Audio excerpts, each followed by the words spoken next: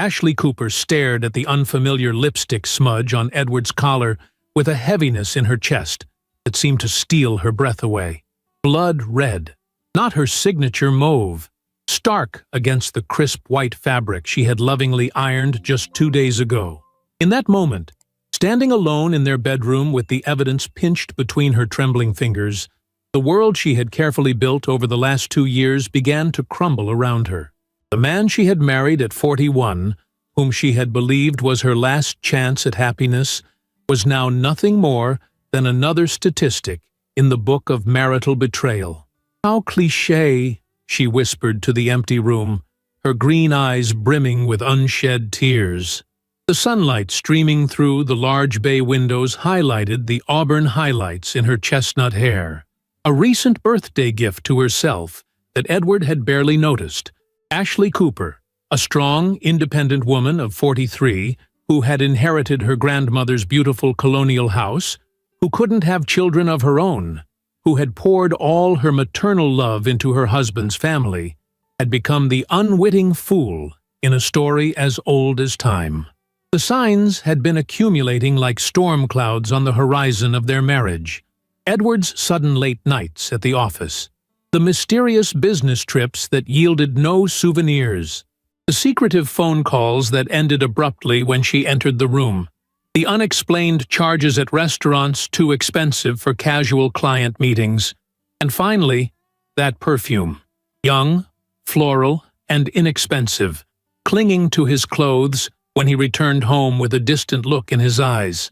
"I don't even know who he is anymore," Ashley confessed to the framed wedding photo on their dresser, tracing the outline of their smiling faces with her fingertip. 2 years of marriage, preceded by a whirlwind romance that had swept her off her feet when she least expected it. Edward Cooper, the charming sales manager with the infectious laugh and ambitious plans, had promised her the world. Now he was giving pieces of himself to someone else. The evidence solidified on a Tuesday evening in April, when she decided to surprise him at work. She had prepared his favorite meal, herb-crusted salmon with roasted vegetables, packed it neatly in Tupperware containers, and driven downtown to his office building. Edward had texted earlier, claiming another late night finalizing a big account. She had smiled at the screen, proud of his dedication, completely unaware of the truth waiting for her on the 12th floor of the glass corporate tower. The elevator doors slid open silently, revealing the deserted reception area. The cleaning staff had already come and gone, leaving behind the faint scent of lemon polish and emptied trash bins. Ashley's heels clicked against the marble flooring as she made her way toward Edward's corner office. The warm food container clutched against her chest like armor. 10 feet from his door, she heard it. Laughter, female, young, and intimate, followed by Edward's low murmur. The words were indistinct, but the tone was unmistakable. It was the voice he once used with her, in their early days of dating, before marriage had dulled their passion into comfortable routine. Ashley froze, her body suddenly cold despite the warm spring evening. "You're being paranoid," she whispered to herself, forcing her feet to continue forward. "It's just a colleague, a client, anyone but what you're thinking." 3 feet from the door, which was slightly ajar, casting a sliver of golden light into the darkened hallway, she heard Edward's distinct chuckle, the one that started deep in his chest and bubbled up like champagne. "Jessica, you're going to be the death of me," he purred, his voice thick with desire. Jessica. The name hit Ashley like a physical blow. Jessica Palmer, the 29-year-old marketing coordinator who had joined the company 8 months ago, the ambitious blonde with perfect teeth and a body that hadn't yet known the softening effects of middle age. The woman who had complimented Ashley's earrings at the Christmas party while standing too close to her husband. With trembling fingers, Ashley pushed the door open wider, just enough to confirm what her heart already knew. There they were, Edward sitting in his leather executive chair, Jessica perched on his lap, her blouse unbuttoned, his hand caressing her exposed skin with the same tenderness he had once reserved for his wife. The salmon dinner slipped from Ashley's grasp, crashing to the floor with a dull thud. Two heads whipped toward the doorway, 4 wide eyes locked onto her stunned face. "Ashley!" Edward's voice cracked with panic. Jessica scrambled off his lap, frantically working at her buttons, her face flushing crimson. "This isn't. I can explain." But Ashley was already backing away, her vision blurring, her world collapsing into a singularity of pain. She turned and ran, ignoring Edward's calls, fleeing from the evidence of her shattered marriage. The following days passed in a haze of grief and rage. Edward's desperate explanations, his pathetic excuses about a momentary lapse in judgment, and meaningless physical attraction fell on deaf ears. Ashley moved into the guest bedroom, communicating with him only when absolutely necessary. While he believed she was processing her anger, preparing for either forgiveness or divorce, Ashley was meticulously crafting a plan, one worthy of the betrayal she had suffered. Edward's 48th birthday was approaching. For months, she had been organizing a surprise party with his family. His mother, Martha, who treated Ashley like the daughter she never had. His father, Will, a man of few but meaningful words. His sister, Bethany, and her sweet 6-year-old son, Nathan, whom Ashley adored like her own child. The family that had embraced her completely, filling the void left by her own deceased parents. The thought of losing them in a divorce hurt almost as much as Edward's infidelity. "The party will go on," Ashley whispered to herself as she lay alone in the guest bedroom, staring at the ceiling, but with a different kind of surprise. 1 week before the birthday weekend, Ashley approached Edward in the kitchen. She had applied her makeup carefully, concealing the dark circles beneath her eyes, and chosen a dress he had always admired, emerald green, matching her eyes. "I've been offered a leadership conference in Chicago," she said, stirring her morning coffee with measured calmness. "It's this weekend." Edward looked up from his phone, surprise evident in his expression. "This weekend? But it's my birthday on Saturday." Ashley feigned distress, biting her lower lip. "I know, and I'm devastated. I tried to reschedule, but it's a career-changing opportunity. All the senior management will be there." She reached across the island counter to touch his hand. "I'm so sorry, Edward. We'll celebrate when I get back." The relief that flashed across his features, so brief yet so unmistakable, confirmed everything. He squeezed her hand, his acting nearly as convincing as hers. "Of course you should go. Don't worry about me. We can celebrate later." That night, as Edward slept, Ashley carefully checked his phone.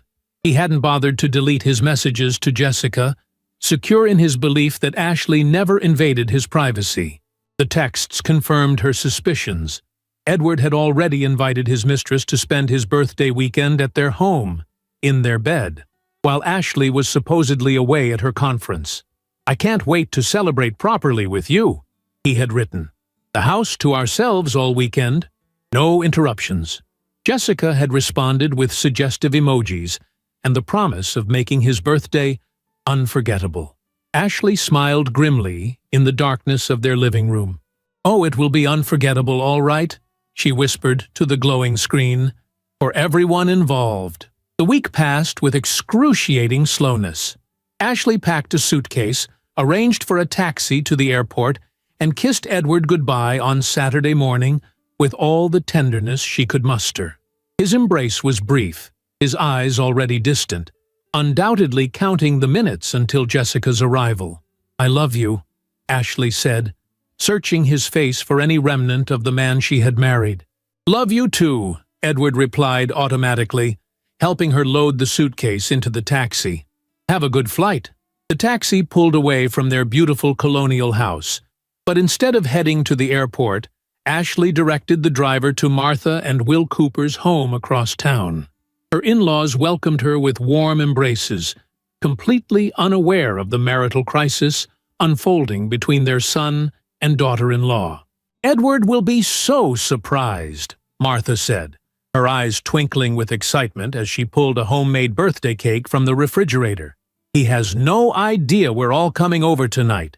"No idea at all," Ashley agreed, forcing a smile that didn't quite reach her eyes. Hours later, as evening approached, Ashley's heart pounded wildly in her chest as she gathered Edward's family in the living room for a final briefing before their departure. The surprise party was about to become something none of them had anticipated. "I've set up a special entrance," she explained, keeping her voice steady. "We'll go in through the back door and up to the bedroom where Edward is probably relaxing. When we all burst in singing 'Happy Birthday,' he'll be completely shocked." The family nodded enthusiastically, especially little Nathan, who clutched a hand-drawn birthday card for his uncle. As they piled into 2 cars and drove toward Ashley and Edward's home, she checked her phone one last time. The hidden camera she had installed showed Edward and Jessica already in the house, champagne glasses in hand, heading upstairs to the master bedroom. Ashley closed her eyes briefly, steeling herself for what was to come. The perfect revenge was minutes away, public, devastating, and irrefutable. Edward Cooper was about to learn the true meaning of surprise. The convoy of 2 family cars pulled into the neighborhood just as dusk was settling over the tree-lined street. Ashley guided Martha's sedan to park around the corner from the house, far enough away that Edward wouldn't notice unexpected vehicles from their bedroom window. The spring evening was pleasantly cool, with cherry blossoms scenting the air, a beautiful backdrop for the ugly scene about to unfold. "Remember, absolute silence until we get upstairs," Ashley reminded everyone as they gathered on the sidewalk. 6-year-old Nathan nodded solemnly, his small hands clutching both the homemade card and a wrapped present. Will carried the birthday cake, chocolate with buttercream frosting, Edward's childhood favorite that Martha still baked for him every year. Bethany held a gift bag containing an expensive watch they had all pitched in to buy. "This is so exciting," Martha whispered, her eyes sparkling with anticipation. At 67, she still maintained the enthusiasm of someone much younger, especially when it came to family gatherings. She squeezed Ashley's hand. "You're such a wonderful wife to arrange this, even when you should be at your conference." The guilt that flashed through Ashley's heart was quickly extinguished by the memory of Edward's betrayal. She returned Martha's squeeze with a tight smile.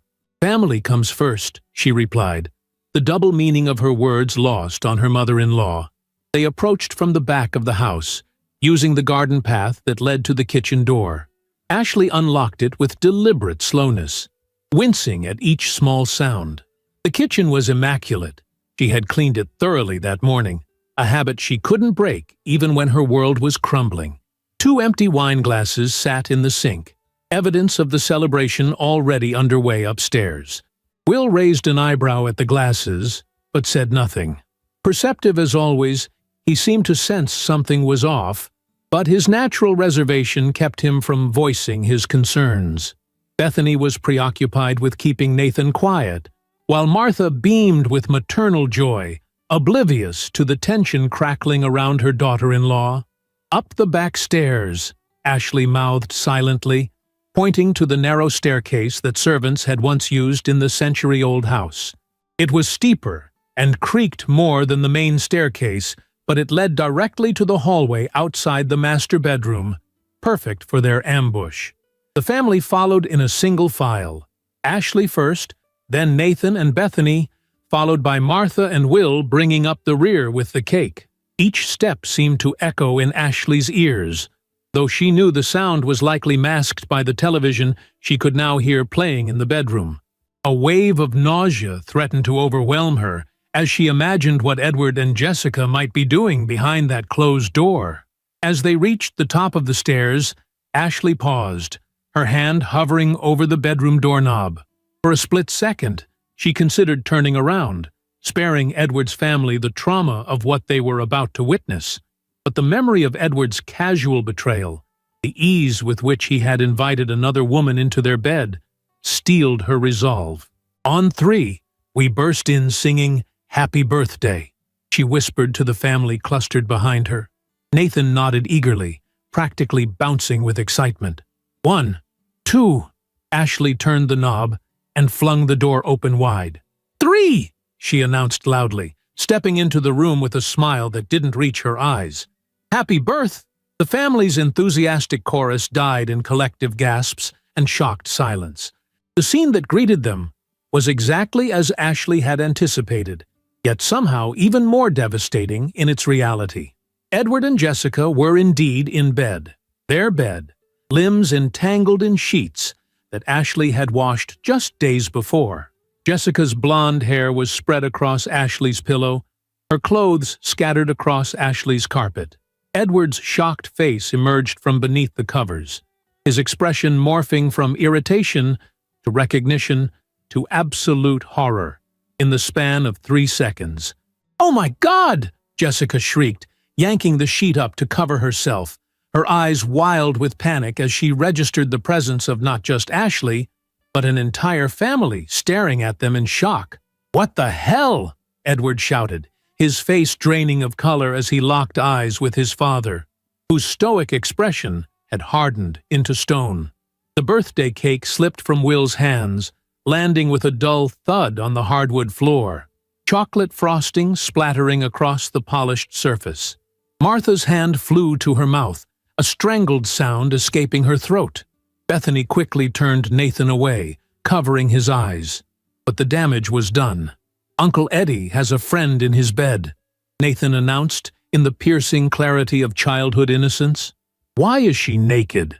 The absurdity of the moment, the family dressed in their party clothes, the fallen cake, the cheating couple frantically grabbing for clothes, might have been comical if it weren't so heartbreaking. Ashley stood perfectly still in the center of it all, a calm eye in the hurricane of chaos she had orchestrated. "Surprise," she said softly, meeting Edward's panicked gaze with cold determination. Martha began to sway on her feet, her complexion ashen. I don't," she mumbled, before her eyes rolled back and she collapsed. Will caught her before she hit the ground, lowering her gently to the floor, as he called her name with increasing urgency. "Mom!"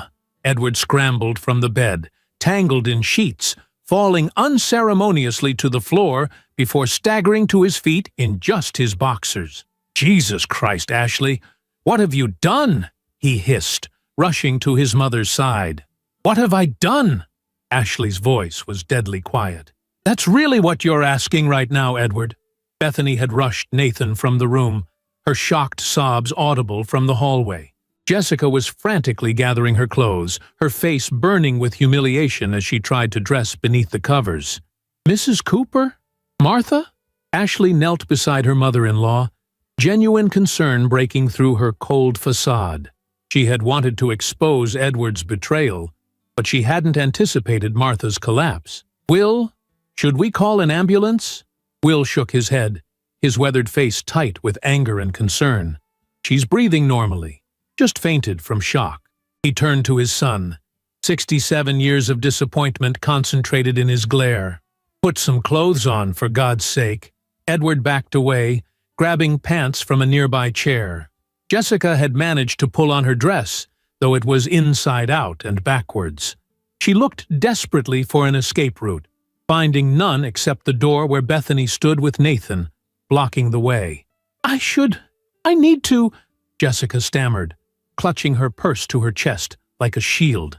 "You need to get the hell out of my house," Ashley stated flatly, not even looking at the younger woman. "Now." Edward, now partially dressed, ran his hands through his disheveled hair. "Ashley, this isn't what it looks like." "Save it," Will interrupted, his voice like thunder in the tense room. "Your mother is coming around." Martha's eyes fluttered open, confusion giving way to remembrance as she looked from Ashley to Edward to the half-dressed woman cowering by the window. "Oh," she whispered, tears filling her eyes. "Oh, Edward, what have you done?" The simple question, coming from his mother rather than his wife, seemed to pierce Edward's defensive armor. He stood frozen, shame washing over his features as the full impact of his actions registered in his parents' devastated expressions. Jessica seized the momentary distraction to edge toward the door. "I'm leaving," she announced to no one in particular, then slipped past Bethany, and fled down the hallway. The sound of her heels on the stairs, followed by the slam of the front door, punctuated her exit. "I made a mistake," Edward finally said, his voice hollow. "It didn't mean anything. Ashley, please." "How long?" Will's question cut through Edward's excuses like a blade. "How long has this been going on?" Edward stared at his feet, unable to meet his father's eyes. 3 months, he admitted quietly. 8 months, Ashley corrected, helping Martha to sit up. "Since the Christmas party." "I checked your messages, Edward. All of them." Martha began to cry softly, leaning against Will for support. "In your own home," she whispered. "In the bed you share with your wife." Bethany returned to the doorway, her eyes red, but her expression hardened into disgust as she looked at her brother. "Nathan is downstairs watching TV with his headphones on," she said stiffly. "I told him Uncle Edward was having an adult problem, and we needed to give him privacy." "Thank you," Ashley said quietly, genuine gratitude in her voice. Despite everything, she still wanted to protect her nephew from the ugly reality of adult betrayal. "I don't understand," Martha said, looking up at Ashley with confused, tear-filled eyes. "Your conference in Chicago." "There was no conference," Ashley explained gently. "I found out about the affair last week. Edward thought I was out of town, so he invited Jessica here to celebrate his birthday in our bed." "Eek. While your entire family was planning a surprise party for you," Will added, his voice thick with disappointment. "Your mother spent 2 days baking that cake." He nodded toward the ruined dessert on the floor. Edward sank down onto the edge of the bed, head in his hands. "I never meant for any of this to happen," he said, his voice muffled. "Oh, I think you meant exactly for this to happen," Bethany snapped, gesturing around the room. "You just didn't mean to get caught." An uncomfortable silence descended, broken only by Martha's quiet sniffling. Ashley felt strangely detached, as if she were watching the scene unfold in a movie, rather than living it. The revenge she had so carefully orchestrated had succeeded beyond her expectations, yet the victory felt hollow in the face of her in-laws' pain. "I think we should go," Will finally said, helping Martha to her feet. "You've got things to discuss, and this isn't the time or place for family to be present." "No," Ashley said suddenly, surprising herself. "Please don't leave on his account." She turned to Edward, her voice steady. "You should go. Pack a bag and find somewhere else to stay tonight." Edward looked up, shock written across his features. "This is my house, too." "Actually," Ashley replied calmly, "it's my grandmother's house that I inherited. Your name isn't even on the deed. We talked about adding it last year, remember? But we never got around to it." "Seat." The color drained from Edward's face as the implications sank in. After a moment of tense silence, he nodded slowly and stood up. "I'll get some things." As Edward moved toward the closet, stepping awkwardly around the ruined cake, Martha reached for Ashley's hand. "I'm so sorry," she whispered, her eyes still brimming with tears. "We raised him better than this." "I know you did," Ashley replied, squeezing the older woman's hand. "This isn't your fault."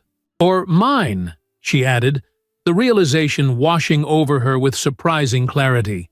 For the first time since discovering the affair, she felt the heavy weight of self-doubt lifting from her shoulders. She hadn't driven Edward to cheat. He hadn't failed as a wife. The failure was entirely his. Will helped Martha into the hallway, his arm protectively around her shoulders. Bethany lingered in the doorway, watching as Edward stuffed clothes into an overnight bag with jerky, desperate movements. "I'll take Mom and Dad home," Bethany said quietly to Ashley. "Nathan and I can stay with you tonight if you want company." Ashley nodded gratefully. "I'd like that." As the family retreated downstairs, Edward zipped his bag closed and turned to face Ashley. They stood on opposite sides of the room, the fallen cake between them. A fitting metaphor for their ruined celebration of love. "I never wanted to hurt you," Edward said, his voice barely above a whisper. "Funny how that works," Ashley replied, crossing her arms over her chest. "You chose to sleep with another woman in our bed, yet somehow you never wanted to hurt me." The math doesn't add up, Edward. He flinched at her words, but had no defense to offer. What happens now? Ashley looked around the room, their room, which now felt tainted by his betrayal. The anger that had fueled her elaborate revenge was fading, replaced by a bone-deep weariness and, surprisingly, a flicker of relief. The worst had happened, and she was still standing. "Now you leave," she said simply. "Tomorrow we can talk about divorce attorneys." Edward's shoulders sagged in defeat. He picked up his bag and moved toward the door, pausing when he drew even with her. "I do love you, Ashley, despite everything." She met his gaze steadily, searching for the man she had married 2 years ago. All she found was a stranger wearing his face. "No, Edward," she said softly. "You love yourself. That's the problem." He had no response to that. With a final nod, he walked out of the bedroom and down the stairs. The front door opened and closed with a definitive click that echoed through the now silent house. Ashley stood alone in the bedroom, surveying the aftermath of her revenge. The sheets would need to be burned, not just washed. The cake would leave a stain on the hardwood. The memory of this night would forever color her relationship with Edward's family, for better or worse. She had gambled everything on this moment of vindication, exposing not just Edward's betrayal, but her own capacity for calculated retribution. As she knelt to clean up the ruined cake, she wondered if the price had been too high. Downstairs, she heard the front door open again, followed by Bethany's voice and Nathan's excited chatter. Her nephew's innocent question floated up the stairs. "Did Uncle Eddie like our surprise?" Despite everything, Ashley found herself smiling. No, Edward certainly hadn't liked the surprise. But maybe, just maybe, it was exactly what they had all needed. 3 days after the disastrous birthday revelation, Ashley sat across from her lawyer in a downtown office that smelled faintly of leather and expensive cologne. Eleanor Hastings, a sharp-featured woman in her early 60s with a reputation for handling high-profile divorces, studied Ashley over the rim of her reading glasses. "So you have documentation of the affair, witnesses to the infidelity including his own family members, and the property is solely in your name," Eleanor summarized, tapping her Mont Blanc pen against the legal pad. "Mr. Cooper doesn't have much of a leg to stand on, Mrs. Cooper. Or should I start calling you Ms. Powell?" Ashley felt a small thrill at the sound of her maiden name, a name she hadn't used in 2 years, but which now represented a return to herself. "Powell," she confirmed. "I'd like to start the process of legally changing back to Powell as soon as possible." Eleanor nodded and made a note. "That can be arranged simultaneously with the divorce proceedings. Now, regarding the division of assets." As her lawyer outlined the steps ahead, Ashley found her mind drifting to the aftermath of Edward's departure. That night, after cleaning up the ruined cake and changing the bedsheets, she had sat in the kitchen with Bethany and Nathan, eating ice cream straight from the container, while Nathan regaled them with stories from his kindergarten class, blissfully unaware of the adult drama unfolding around him. "Aunt Ashley," he had asked between spoonfuls of chocolate chip, "will Uncle Eddie live somewhere else now?" The innocent question had pierced her heart. "Yes, sweetheart," she'd answered truthfully. "Uncle Eddie and I won't be living together anymore." Nathan had considered this with the serious contemplation only a 6-year-old could muster. "Is it because he had that lady in your bed?" "Mommy said that was very bad manners." Bethany had nearly choked on her ice cream, while Ashley had struggled not to laugh at the massive understatement. "Yes, that's part of it," she'd confirmed. "Sometimes grown-ups make mistakes that can't be fixed with just an apology." Nathan had nodded sagely, as if this aligned perfectly with his worldview. "Like when I broke Mommy's special vase from Grandma and tried to glue it back together with peanut butter. That had broken the tension, sending both women into fits of much-needed laughter. Later, after Nathan had fallen asleep in the guest room, Bethany had embraced Ashley tightly. "You're still my sister," she'd whispered fiercely. "No matter what happens with you and Eddie, you're family to us." "Mrs. Powell?" Eleanor's voice pulled Ashley back to the present. "Do you have any questions about the temporary restraining order?" Ashley blinked, refocusing on her lawyer. "I'm sorry, the what?" Eleanor frowned slightly. "The temporary restraining order we discussed. Given Mr. Cooper's behavior when he returned to the house yesterday," the memory flooded back. Edward showing up unannounced, clearly intoxicated, demanding to speak with her. When she'd refused to let him in, he'd pounded on the door for 20 minutes, shouting accusations and apologies in equal measure, until a neighbor threatened to call the police. "Yes, of course," Ashley said, straightening in her seat. "I don't think he would hurt me physically, but the emotional harassment is difficult. Better safe than sorry," Eleanor replied crisply, adding another note to her growing list. "Now, one last thing before you go. These situations tend to get worse before they get better. People show their true colors when cornered." The older woman removed her glasses, fixing Ashley with a penetrating stare. "Are you prepared for that?" Was she prepared? Ashley considered the question carefully. She had orchestrated a public humiliation of her husband, thrown him out of their home, and was now preparing to divorce him and take back her former identity. Each step had required courage she hadn't known she possessed until tested. "Yes," she answered with quiet conviction, "I'm ready for whatever comes next." Eleanor's stern expression softened slightly. "Good. Most clients come in here broken. You, Mrs. Powell, strike me as someone who's already started putting herself back together." The observation stayed with Ashley as she left the lawyer's office and stepped into the bright spring sunshine. For the first time in months, perhaps even years, she felt a sense of purpose and clarity. The pain of Edward's betrayal hadn't disappeared, but it had crystallized into something she could examine from a distance, rather than something that threatened to consume her from within. Her phone buzzed with an incoming text as she walked to her car. Martha Cooper's name flashed on the screen. "Lunch today? Just us girls. I need to see you." Ashley hesitated only briefly before responding. "I'd love that. The usual place at 1 o'clock?" The usual place was a small French cafe they had discovered together last summer, a cozy spot with excellent quiche and discreet seating that allowed for private conversations. As Ashley drove there, she wondered what her mother-in-law, soon-to-be former mother-in-law, wanted to discuss. Martha was already waiting when Ashley arrived, seated at their favorite corner table with 2 glasses of iced tea. At 67, Martha Cooper maintained the elegant poise that had once made her the darling of local society pages in her younger years. Today, however, she looked tired, the events of recent days etched in the deeper lines around her eyes. "Ashley, dear." Martha stood to embrace her, holding on a moment longer than usual. "Thank you for coming." "Of course," Ashley replied, settling into her seat. "How are you holding up?" Martha sighed, stirring her tea absently.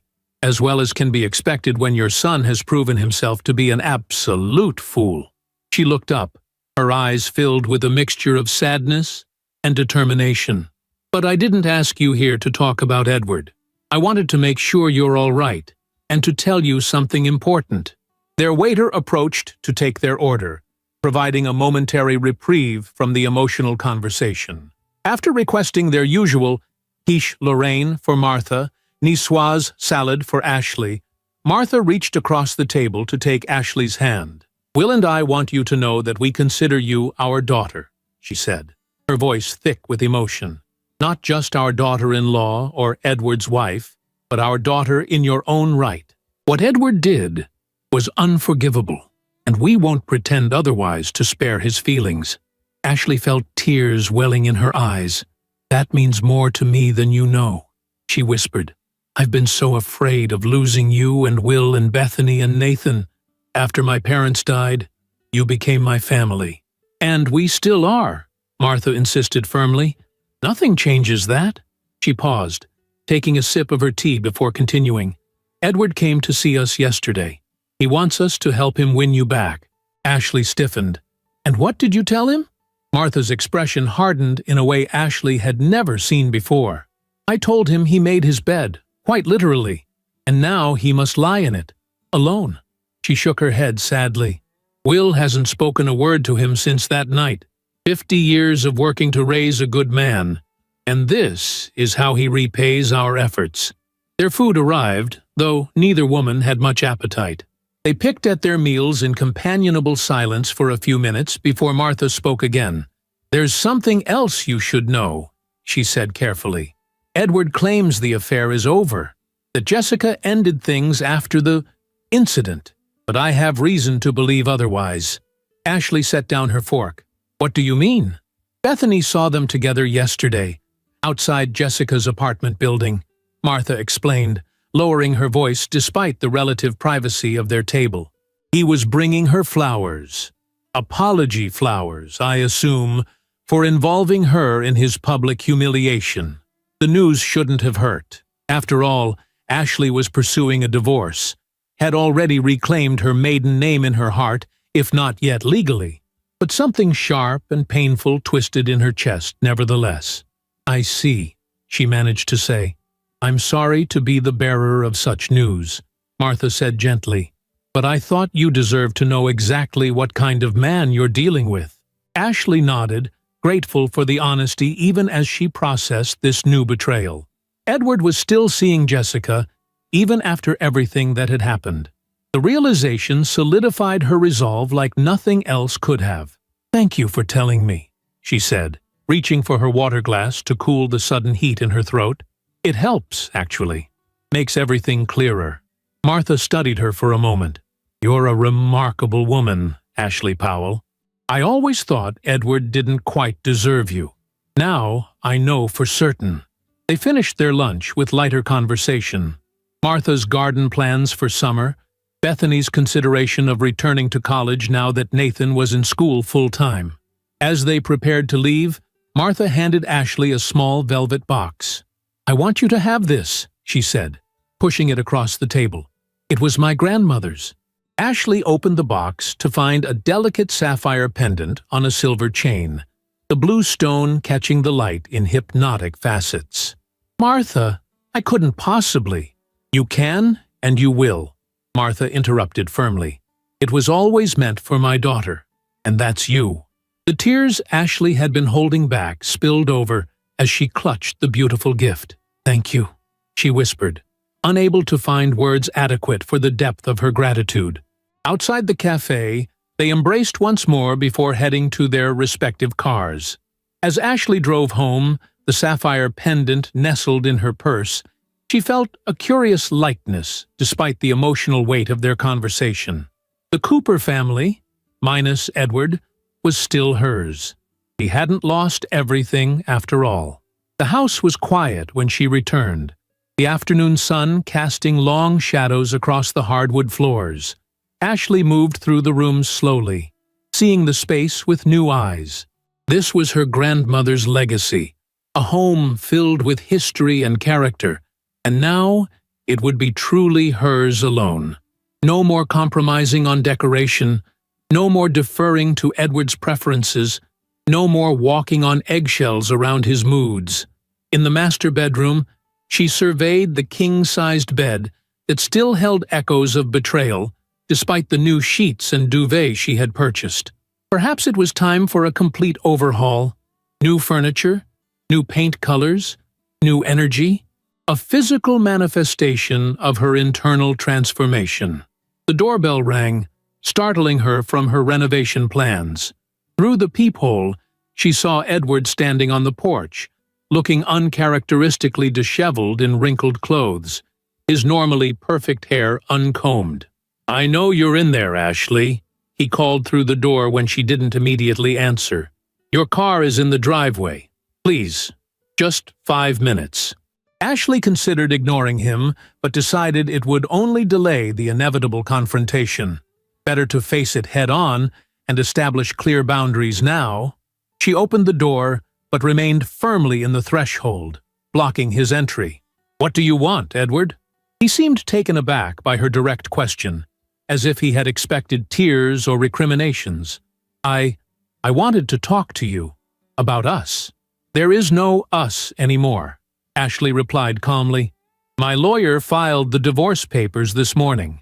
You should be receiving your copy soon." Edward's expression crumpled. "Don't do this, Ash. We can fix this. People make mistakes. Marriages survive affairs all the time." "Is that what Jessica told you when you brought her flowers yesterday?" Ashley asked, watching his face closely. "Or were you too busy comforting her about being caught in our bed to discuss relationship philosophy?" His shock at being caught in another lie was evident. "How did you—" "It doesn't matter," Ashley interrupted. "What matters is that you're still lying, still seeing her, and still expecting me to forgive you as if you spilled wine on the carpet, rather than destroyed our marriage." Edward ran a hand through his unkempt hair, frustration replacing his initial contrition. "This isn't fair. You orchestrated that whole scene to humiliate me in front of my family. Do you have any idea what that's done to my relationship with my parents? My father won't even speak to me. And whose fault is that?" Ashley shot back, her calm facade cracking slightly. "You brought another woman into our bed, Edward. What did you expect me to do when I found out? Pretend it didn't happen? Smile and serve dinner while you continued your affair? I expected you to confront me privately, like a normal person," he shouted, "not turn it into some twisted revenge plot."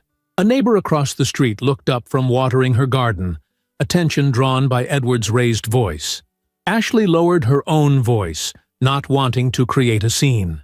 "You need to leave. We have nothing more to discuss without our lawyers present." "This isn't over," Edward said, his tone suddenly cold. "You think you can just throw me away after 2 years of marriage? Take my family? My home? You'll regret this, Ashley." The threat, however vague, sent a chill down her spine. "Are you threatening me, Edward?" He stepped back, seeming to realize how his words had sounded. "No, of course not. I just meant, this isn't how our story is supposed to end." "Our story ended the moment you invited Jessica into our bed," Ashley replied, her voice steady despite her racing heart. "Goodbye, Edward." She closed the door firmly and locked it, listening as his footsteps retreated down the porch steps, and his car engine started with an aggressive rev. Only when the sound had faded completely did she allow herself to lean against the wall, legs suddenly weak with delayed adrenaline. The confrontation had left her shaken, but also strangely empowered. She had stood her ground, spoken her truth, and sent him away without giving in to his manipulation. Small victories, perhaps, but victories nonetheless. Ashley touched the spot where Martha's sapphire pendant would hang once she put it on. Then she straightened, squared her shoulders, and headed upstairs to begin packing up Edward's remaining clothes. The time for mourning what was lost had ended. Now it was time to discover what might be found in its place. As she folded his expensive shirts into boxes, Ashley caught sight of herself in the dresser mirror. Green eyes clear and focused, chestnut hair pulled back in a simple ponytail, expression determined rather than devastated. For the first time in a long while, she recognized the woman staring back at her. Ashley Powell was reclaiming her life, one painful but necessary step at a time. The autumn leaves crunched beneath Ashley's boots as she walked through the park, a steaming cup of pumpkin spice latte, warming her hands against the October chill. 6 months had passed since the night her marriage imploded in spectacular fashion. 6 months of lawyer meetings, property negotiations, tearful midnight phone calls with Bethany, and the slow, sometimes painful process of rediscovering herself. The divorce had been finalized 3 weeks ago, relatively quick by legal standards thanks to the prenuptial agreement they had signed, and Edward's eventual realization that fighting would only drain his finances and further damage his already tattered reputation. In the end, Ashley kept the house and most of their joint assets, while Edward walked away with his personal belongings, his car, and what remained of his dignity. Ashley found a bench overlooking the duck pond and sat down, taking a moment to appreciate the vibrant red and gold foliage reflected in the water's surface. The sapphire pendant Martha had given her caught the autumn sunlight as she leaned forward. She wore it nearly every day now, a tangible reminder that family wasn't always defined by legal documents or shared last names. Her phone vibrated with an incoming text from Bethany. "Don't forget, Mom's birthday dinner tomorrow at 7. Nathan insists you help him bake the cake. Says only Aunt Ashley knows how to make the frosting right." Ashley smiled and sent back a quick reply. "Wouldn't miss it. Tell Nathan I'll bring the special sprinkles." The relationship with Edward's family, now officially her ex-husband's family, though they rarely acknowledged him as such these days, had only grown stronger in the aftermath of the divorce. Martha and Will had embraced her as their daughter in every way that mattered, while Bethany had become the sister Ashley had always wished for. And Nathan? Sweet Nathan, with his gap-toothed smile and endless questions, had filled a space in her heart she hadn't realized was empty. A notification from her real estate app interrupted her reflections. Curious, she opened it to find that a house she had been monitoring had just reduced its price. It was a charming Victorian on Maple Street, slightly smaller than her current home, but with a generous backyard and, most importantly, no memories of Edward lurking in its corners. She had been considering a move for months, torn between the comfort of her grandmother's beloved home and the appeal of a completely fresh start. The house on Maple Street wasn't far from Martha and Will's neighborhood, which would make family visits easier, and its previous owners had converted part of the ground floor into a home office. Perfect for the consulting business Ashley had launched 3 months ago, leveraging her marketing expertise to help small local businesses. The career change had been terrifying and exhilarating in equal measure. After 15 years in corporate marketing, stepping away to build something entirely her own had required a courage she hadn't been sure she possessed. But with each new client, each successful campaign, her confidence grew. For the first time in her professional life, she answered to no one but herself. No demanding bosses, no office politics, and certainly no husband questioning why she needed to work late. Ashley saved the listing to discuss with her realtor later and checked the time. She had a client meeting in an hour and still needed to stop by her office to collect the presentation materials. As she stood to leave, a familiar voice called her name, sending an unexpected jolt through her system. "Ashley! Ashley Powell!" She turned to see Jessica Palmer walking toward her, bundled in a camel-colored coat, her blonde hair shorter than Ashley remembered. The younger woman stopped a few feet away, uncertainty written across her features. "Jessica," Ashley acknowledged coolly, instinctively straightening to her full height. "This is unexpected." Jessica shifted uncomfortably, clutching her purse strap with gloved hands. "I wasn't sure you'd even speak to me," she admitted. "But when I saw you sitting here, I thought, maybe it was a sign that I should finally apologize properly." Ashley studied the woman who had contributed to the destruction of her marriage. Jessica looked different somehow. Less polished, more authentic, with minimal makeup and none of the calculated sexiness Ashley remembered from their previous encounters. "You want to apologize?" Ashley repeated flatly. "Now? After 6 months?" Jessica nodded, her expression contrite. "I know it's too little, too late, and you have every right to tell me to go to hell. But I've been in therapy, working on understanding why I make such self-destructive choices, and my therapist suggested that making amends might help. Not just you, but me too." She paused, then added hastily, "Though I completely understand if you don't want to hear it." Against her better judgment, Ashley found herself curious. "I have a few minutes," she said, gesturing to the bench she had just vacated. They sat with a careful distance between them, both women staring at the pond rather than at each other. After a moment of awkward silence, Jessica spoke. "What I did was inexcusable," she began quietly. "I knew Edward was married. I knew he was lying to you. I told myself it was just physical, that no one would get hurt if no one found out." She shook her head ruefully. "The lies we tell ourselves to justify what we know is wrong." Ashley remained silent, allowing Jessica to continue without interruption. "When we were discovered that way, By his entire family. Jessica closed her eyes briefly, as if the memory still pained her. It was the most humiliating moment of my life, but it was also a wake-up call. I saw myself through their eyes, not as the desirable other woman, but as the pathetic homewrecker in someone else's bed. She turned slightly toward Ashley. Edward and I continued seeing each other for a few weeks after that night. Did you know that? Yes, Ashley replied, thinking of Martha's revelation over lunch all those months ago. I heard. Jessica nodded. He was different after that night. Angry, bitter, drinking too much. He blamed you for everything. The public humiliation, his parents' rejection, even his struggles at work. Never himself, of course. She twisted her gloved hands in her lap.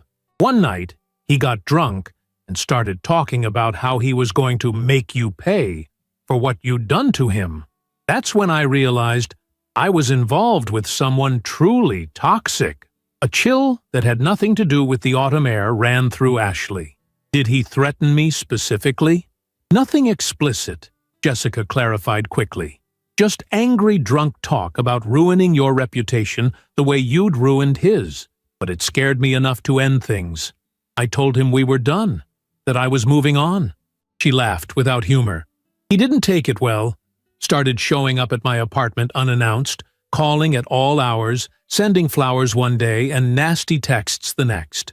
That sounds familiar, Ashley murmured, remembering Edward's erratic behavior during the divorce proceedings. I had to threaten a restraining order before he finally backed off, Jessica continued.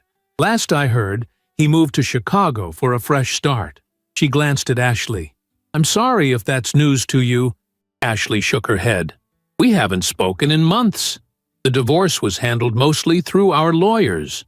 They fell silent again, watching a family of ducks glide across the pond's surface. The child in Ashley, that had once dreamed of motherhood, whispered its familiar ache, but the sensation was duller now, tempered by time and perspective. I want you to know, Jessica said eventually, that I'm truly sorry for the pain I caused you. Not because I got caught, or because it ended badly for me too, but because what I did was wrong. Period. She stood up, smoothing her coat. That's all I wanted to say. Thank you for listening. Ashley remained seated, processing the unexpected apology. As Jessica turned to leave, she found herself speaking. I've spent a lot of time being angry with Edward, and with you, she said thoughtfully. But recently, I've realized that what happened, it set me free in many ways.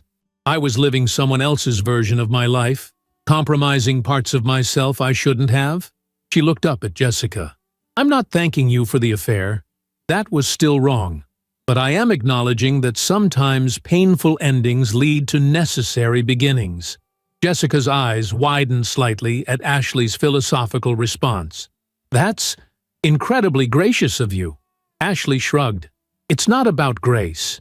It's about moving forward. She stood, gathering her purse and coffee cup. I hope your therapy helps you make better choices, Jessica. It already has, Jessica replied with a small smile. Take care, Ashley. As Jessica walked away, Ashley felt an unexpected lightness, as if she had set down a burden she hadn't realized she was still carrying. Forgiveness, she was discovering, benefited the forgiver as much as the forgiven. With renewed energy, Ashley headed to her car, deciding to call her realtor immediately about the house on Maple Street. It was time for that fresh start, in more ways than one. The client meeting went exceptionally well, with the local bookstore owner enthusiastically approving Ashley's marketing strategy for their upcoming holiday campaign. By the time she returned home that evening, she had scheduled a viewing of the Maple Street house for the following morning and prepared dinner with a sense of anticipation she hadn't felt in months. After eating, Ashley settled on her living room sofa with a glass of wine and her tablet, intending to review some work emails before bed. Instead, she found herself drawn to the adoption agency website she had bookmarked weeks ago, but hadn't had the courage to explore fully. The desire for a child had been a constant companion throughout her adult life, even after learning in her 30s that medical issues would make natural conception nearly impossible. Edward had known about her infertility before they married and had claimed to be comfortable with adoption or fostering someday. Someday, that nebulous future that never seemed to arrive during their brief marriage. Now, as a single woman of 43, the conventional paths to motherhood seemed increasingly remote. Yet the longing persisted, especially when she spent time with Nathan, witnessing his innocent joy and boundless curiosity about the world. "Maybe it's time," she whispered to herself, clicking through the adoption information pages with growing resolution. Single-parent adoptions were challenging, but not impossible, particularly for older children who were harder to place. Her financial stability, home ownership, and flexible work schedule would all count in her favor. A notification popped up on her phone. An email from her realtor confirming tomorrow's viewing at 9:30. Ashley took it as a sign. If she liked the house on Maple Street, if it felt right, perhaps it would become not just her fresh start, but a home for a child who needed one too. With this hopeful thought warming her more effectively than the wine, Ashley closed her tablet and prepared for bed. Tomorrow would bring new possibilities, new decisions, new steps forward on this unexpected path. The morning dawned clear and cold, the kind of crisp autumn day that hinted at winter's approach. Ashley dressed with care for the house viewing, choosing a burgundy sweater that brought out the auburn highlights in her hair and comfortable boots that could handle the fallen leaves. Martha called as she was heading out the door. "Good luck with the house, dear. Will and I can't wait to hear all about it at dinner tonight." "I'll take lots of pictures," Ashley promised, touched by her former mother-in-law's enthusiasm. "How are the birthday preparations coming along?" "Oh, you know Will," Martha chuckled. "He thinks I don't know about the surprise bracelet he bought, even though he's the worst secret keeper in 3 counties. They chatted for a few more minutes before Ashley had to leave for her appointment. As she drove to Maple Street, she mentally rehearsed the questions she wanted to ask the realtor about the property taxes, the roof's age, the neighborhood school district. The last consideration was new, a tacit acknowledgement of her evolving plans. The Victorian house was even more charming in person than in the online photos. Pale yellow with white trim and a wraparound porch complete with swing, it exuded a warmth and welcome that Ashley felt the moment she stepped onto the property. The real estate agent, a cheerful woman named Diane, greeted her with a firm handshake. "Wait until you see the backyard," Diane enthused as she unlocked the front door. "It's one of the largest in the neighborhood, with mature apple trees and a garden area that gets wonderful southern exposure." The interior didn't disappoint either. High ceilings, original hardwood floors, updated kitchen and bathrooms that respected the home's Victorian character while providing modern conveniences. The home office on the ground floor featured built-in bookshelves and large windows that flooded the space with natural light. Upstairs, 3 bedrooms offered plenty of space, including a cozy room with sloped ceilings that would make a perfect nursery or child's bedroom.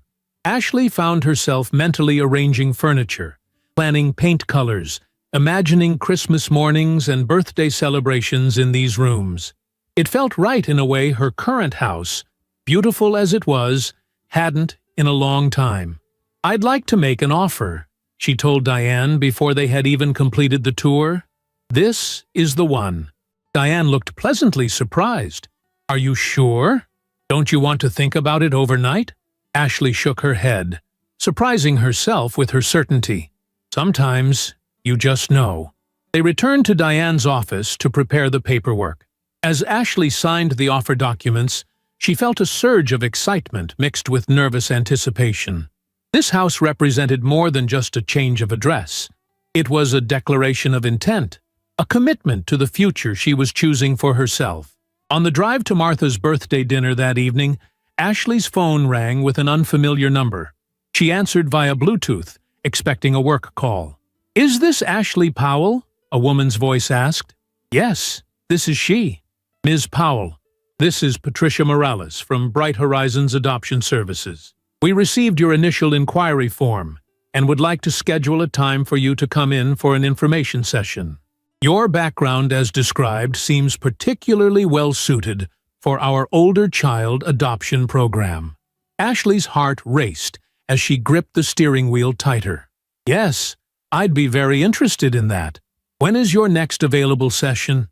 They scheduled a meeting for the following week, and Ashley ended the call feeling as though the universe was aligning in her favor. First the house offer, now this promising contact from the adoption agency. After months of uncertainty and pain, life was suddenly accelerating in unexpected and exciting ways. The Cooper family home blazed with welcoming lights as Ashley pulled into the driveway. Before she could even exit her car, Nathan burst through the front door and ran down the path to greet her, his small face alight with excitement. "Aunt Ashley, did you bring the special sprinkles? Mom said we have to wait for you to start the cake." Ashley laughed, reaching into her purse for the container of rainbow sprinkles she had promised. "Right here, buddy. Ready to be the best baker's assistant ever?" Nathan nodded seriously, taking the sprinkles with the reverence only a 6-year-old could muster for such a treasure. "Grandma doesn't know about the cake. It's a big surprise, so shh." He put his finger to his lips dramatically. "My lips are sealed," Ashley promised, allowing him to take her hand and lead her into the house where Martha, Will, and Bethany waited, with open arms and loving hearts. This was her family now, not by blood or by marriage, but by choice and love. And soon, perhaps, it would grow in ways she had only dared to dream about.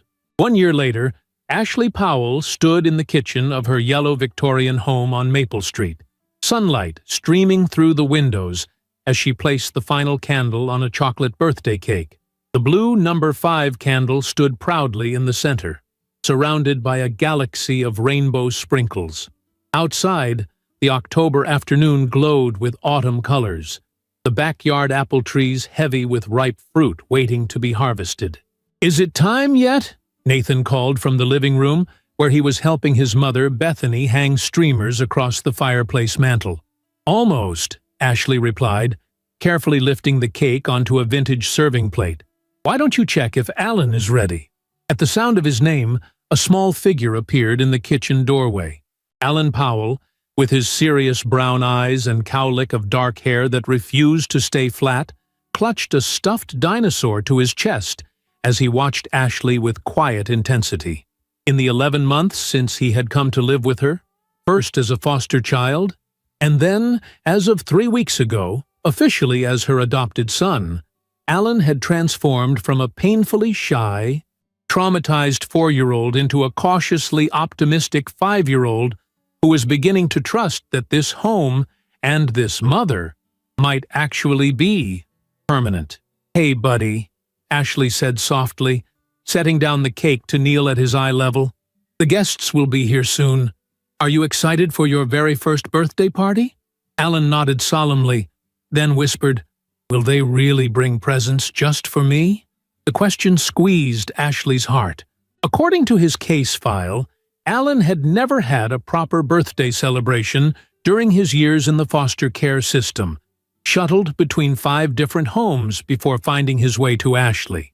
When she had learned his 5th birthday was approaching, she had immediately begun planning the celebration he deserved, determined to create the kind of magical childhood memory most people took for granted. "Yes, sweetheart, all the presents are just for you, because today is your special day," she assured him, gently smoothing his stubborn cowlick.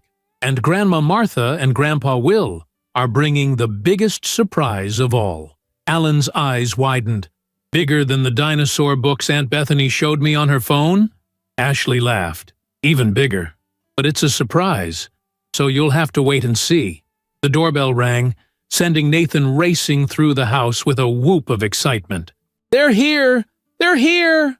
Martha and Will Cooper entered bearing colorfully wrapped packages and warm embraces. At 68, Martha remained elegant and vibrant, her silver hair swept into a stylish bob, while Will's tall frame had begun to stoop slightly with age, though his sharp blue eyes missed nothing. "There's the birthday boy!" Martha exclaimed, setting down her packages to open her arms to Alan. After a moment's hesitation, Physical affection was still something he was learning to accept. Alan stepped forward for a hug. "Happy birthday, young man," Will said gruffly, presenting a large box wrapped in paper covered with cartoon dinosaurs. "This one might need to stay outside, though." Alan accepted the gift with wide eyes, looking questioningly at Ashley for permission to open it. "Why don't we take it to the backyard?" she suggested, recognizing the telltale shape of the child-sized bicycle they had discussed getting for him. "You can open this one early, before everyone else arrives." The small family procession moved through the house to the backyard, where autumn leaves created a golden carpet on the lawn. With shaking fingers, Alan carefully unwrapped the package to reveal a shiny blue bicycle with training wheels and a basket shaped like a Tyrannosaurus head. "It's for me?" he whispered, touching the handlebar reverently. "My very own? Every kid needs a bike," Will said, his gruff voice softening as he watched the child's face. "And I'm going to teach you to ride it, just like I taught Nathan last year." Alan looked from the bicycle to Will to Ashley, his expression a mixture of disbelief and dawning joy. Then, in a move that brought tears to Ashley's eyes, he spontaneously threw his arms around Will's legs. "Thank you, Grandpa," he said, the words muffled against Will's khakis. Will cleared his throat, clearly emotional as he patted the boy's back. "You're welcome, son." The moment was interrupted by the arrival of more guests. Neighbors, friends from Alan's new preschool, Ashley's clients who had become friends, and Patricia Morales from the adoption agency, who had championed Ashley's case through the complex process of becoming Alan's forever mother. The backyard filled with laughter and conversation as children explored the play equipment Ashley had installed over the summer. A swing set, sandbox, and small climbing frame had transformed the once formal garden into a child's paradise. Nathan, taking his role as big cousin very seriously, showed Alan how to properly swing all the way to the sky. Bethany sidled up to Ashley as she watched the children play.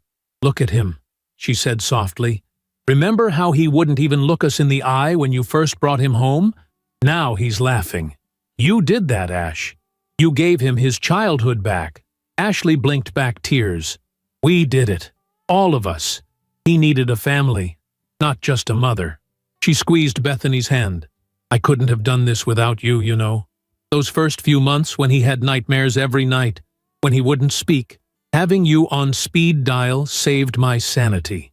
"That's what sisters are for," Bethany replied simply, bumping Ashley's shoulder with her own. The party progressed with all the traditional elements, games in the yard, the slightly off-key singing of "Happy Birthday," Alan's look of wonder as he blew out his candles and made a wish. Ashley documented everything with her camera, determined to fill a photo album with evidence of this perfect day, proof for both Alan and herself that dreams really could come true. As the afternoon waned and guests began to depart, Martha approached Ashley with a small velvet box. "We have one more gift," she said quietly. "This one's for both of you." Inside the box lay 2 identical silver bracelets, one adult-sized, one sized for a child's wrist. Each was engraved with a simple message: "Family forever." "Oh, Martha," Ashley breathed, running her finger over the delicate engraving. "They're beautiful. Will and I had them custom-made," Martha explained. "The jeweler thought it was for a mother and daughter at first. I told him it was even more special, for a mother and son who chose each other." Ashley hugged her former mother-in-law tightly, overwhelmed with gratitude for this woman who had remained her champion through the darkest days of her life, and now shared in its brightest moments. "Should we put them on now?" Martha suggested, nodding toward Alan, who was carefully arranging his new presents under Nathan's supervision. Ashley nodded and called Alan over. Kneeling before him, she showed him the matching bracelets. "Grandma and Grandpa had these made specially for us," she explained. "See how they match? One for you and one for me." Alan touched the smaller bracelet with gentle fingers. "What do the words say?" "Family forever," Ashley read, watching his face carefully. "Because that's what we are now. forever. The significance wasn't lost on him, young as he was. After spending most of his short life in temporary situations, the concept of forever held special weight. His lower lip trembled slightly. "Even when I have bad dreams?" he asked in a small voice. "Even when I get angry and break things?" Ashley cupped his face in her hands, her heart breaking and healing simultaneously. "Especially then," she promised. "Family is forever, through good days and hard days. Nothing will ever change that. You are my son, Alan Powell, and I am your mother, always and forever." Alan's eyes filled with tears, but they were different from the tears of fear and confusion she had wiped away during those difficult early months. These were tears of relief, of acceptance, of finally believing in the permanence of love. "Can I put it on now?" he asked, holding out his small wrist. Ashley fastened the bracelet carefully, then held out her own wrist so he could attempt to fasten hers, his little fingers working with intense concentration until he managed to close the clasp. "There," he said proudly. "Now everyone can see we're family." "Yes," Ashley agreed, blinking back her own tears. "Now everyone can see." Later that evening, after the guests had departed and Alan had fallen asleep surrounded by new toys, Ashley sat on her porch swing with a cup of tea, watching the stars appear in the darkening sky. Martha had insisted on staying to help clean up, and she now joined Ashley on the swing, the chains creaking softly as they swayed. "Penny for your thoughts," Martha said, settling her cardigan around her shoulders against the autumn chill. Ashley smiled. "I was just thinking about how different my life is from what I imagined 2 years ago." "Regrets?" Martha asked, though her tone suggested she already knew the answer. "Not one," Ashley replied firmly. "If Edward hadn't betrayed me, if I hadn't found the courage to expose that betrayal and walk away, I wouldn't be sitting here now. I wouldn't have this beautiful house, this fulfilling career." She paused, looking through the window to where Alan's nightlight cast a gentle glow in his dinosaur-themed bedroom. "I wouldn't have my son?" Martha followed her gaze, her expression softening. "Sometimes the worst moments of our lives lead us exactly where we need to be. I used to think happiness meant following a specific script, marriage, career, children, in that traditional order," Ashley mused. "Now I realize happiness is about authenticity, living truthfully, loving openly, and having the courage to change course when necessary. And you've done all three," Martha said proudly. "When I think of how that awful night could have ended differently, if you'd forgiven Edward out of fear or obligation, if you'd walked away from all of us out of pride," she shuddered slightly. "Instead, look what you've created. A family bound by choice rather than obligation. A home built on honesty rather than convenience." Ashley touched the sapphire pendant at her throat, Martha's gift from those early, painful days, then glanced at the silver bracelet on her wrist that matched the one her son wore as he slept peacefully for the first time on his birthday. These tangible symbols of belonging, of being chosen, meant more to her than the diamond ring Edward had placed on her finger in another lifetime. "I received a letter from Edward last week," she said quietly, "forwarded through my lawyer." Martha stiffened slightly. "What did he want?" "To apologize, apparently. He's engaged again. Some woman he met in Chicago. He said he's grown as a person and wanted to clear the negative energy between us before starting his new life." Ashley shook her head with a small, disbelieving laugh. 2 years later, and he's still thinking primarily of himself. "Did you respond?" Martha asked cautiously. Ashley smiled, watching a shooting star streak across the night sky. "No, there's nothing left to say. I wish him well, truly, but he's part of a story that's finished, while I'm in the middle of one that's just beginning." She touched her bracelet again. "Family forever. That's the only promise that matters now." Inside the house, the faint sound of Alan calling out in his sleep reached them. Ashley was on her feet instantly, maternal instinct overriding everything else. "Go," Martha said softly. "Your son needs you." Ashley hurried inside to Alan's room, where he was sitting up in bed, clutching his dinosaur, eyes wide with the remnants of a dream. When he saw her, he reached out immediately, all earlier hesitation forgotten. "Mommy," he said, the word still new enough to send a thrill through her heart. "I dreamed you were gone." "I'm right here," Ashley assured him, gathering him into her arms. "I'm not going anywhere. Ever." Alan touched the silver bracelet on his wrist, then reached for hers, as if confirming they still matched.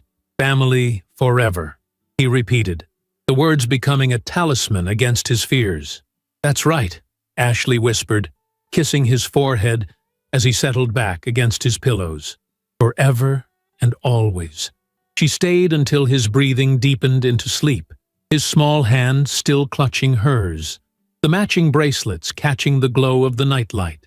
In that peaceful moment, surrounded by the home she had created, and holding the child who had completed her family in a way she had never anticipated, Ashley felt the final pieces of her heart knit themselves back together. The path to this moment had been marked by betrayal and pain, by difficult choices and courageous stands. But sitting here in the quiet of her son's room, watching over his dreams, Ashley knew with absolute certainty that every tear, every confrontation, every moment of fear and uncertainty had led her exactly where she was meant to be. Sometimes, she reflected, the most beautiful endings grew from the most painful beginnings. And sometimes, what seemed like an ending was actually the first chapter of a far better story, one written not by expectation or convention, but by courage, truth, and an open heart. Outside, the autumn wind whispered through the apple trees, dislodging leaves that danced like possibilities in the moonlight.